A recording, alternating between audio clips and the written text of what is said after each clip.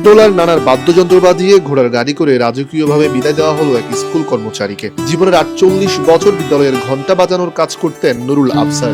এবার আনুষ্ঠানিকভাবে শেষ ঘণ্টা বাজিয়ে রাজস্বিক সংবর্ধনা নিয়ে প্রিয় কর্মস্থল থেকে নিলেন রাজকীয় বিদায়।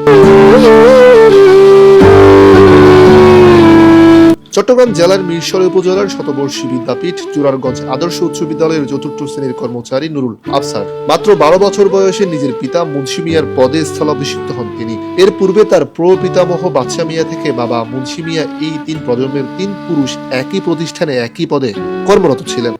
তখন ছিল স্কুলে আমার দাদার দাদা ছিল, তারপরে দাদা ছিল, তারপর বাবা ছিল, বাবার পরে আমি ঢুকি। বাবা আমাকে ছোট প্রায় ১২-১৪ বছরে প্রধান শিক্ষকের হাতের ভিতরে তুলে ধরলো। তখন আমার চাকরি প্রায় এমনি তো চাকরি তো অনেক দিন, প্রায় ৪৮ বছর আগে ঢুকছি।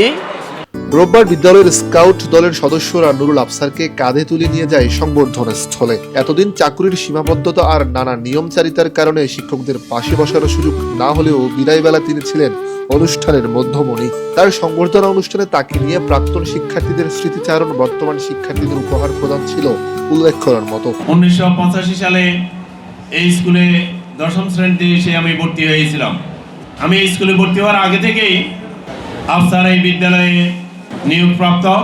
সর্বোচ্চ বয়স থেকে এই স্কুলের কর্মচারী। আজকে তার বিদায় অনুষ্ঠান। আমার সেই বিশ্বস্ত কর্মচারী আজকে শেষ দিন। তার সম্পর্কে দুই একটা কথা বললে না নয়, সে এত বিশ্বস্ত ছিল, বিদ্যালয়ের সকল আর্থিক লেনদেন সে করত।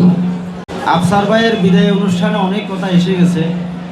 ছাত্রছাত্রীরা চমৎকার করে বলেছেন, শিক্ষকরা বলেছেন। একটা মানুষের কর্মের যে স্বীকৃতি, উনি দীর্ঘ ৪০ বছরের যে কর্ম, ওনার স্বীকৃতি বক্তব্য এসে গেছে। উনি দীর্ঘ সুনামের সহিত, খুব আদবের সহিত, একান্ত চিত্রে যে সফলতা অর্জন করেছেন। ধন্যবাদ জানাই আফসার ভাইকে। উনি ওনার ভালো কর্ম দিয়ে বিদায়টা নিতে পেরেছেন। ওই দিন সংবর্ধনা শেষে নুরুল আফসারকে তোলা হয় বিশেষভাবে সাজানো ঘোড়ার গাড়িতে। এ সময় তার পরনে ছিল দামি শেরওয়ানি। পরে ব্যান্ড পার্টির বাদ্য বাজিয়ে স্থানীয় জোরারগঞ্জ বাজার এলাকা ঘুরিয়ে তাকে রাজকীয়ভাবে বিদায় জানানো হয়। চট্টগ্রামের মিরসরাই প্রতিনিধি এম আনোয়ার হোসেনের তথ্য ছবিতে টেক্সট রিপোর্ট, কালের কণ্ঠ, চট্টগ্রাম।